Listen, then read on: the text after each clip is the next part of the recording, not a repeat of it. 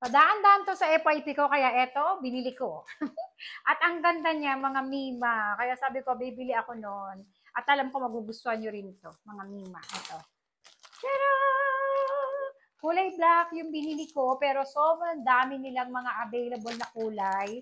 Meron purple, basta ang dami. Ay, meron pala siyang palibreng ganito.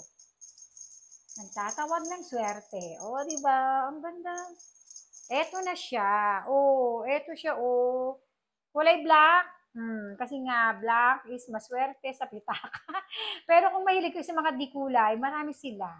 Oh, ang tibay ng ganito nilang kapalo, yung pinaka ganito. Quality. Lagay natin to. Paano ba ito ilalagay?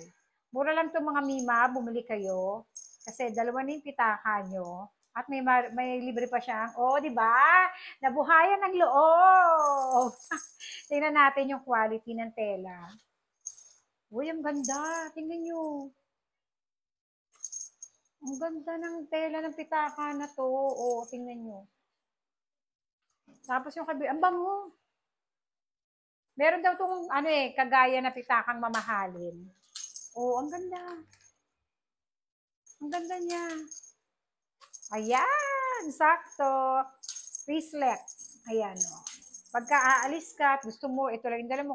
Ba't kasi naka-black ka na t-shirt, Daisy? Nakalimutan ko na black nga pala yung in-order ko. Ayan, sarado natin.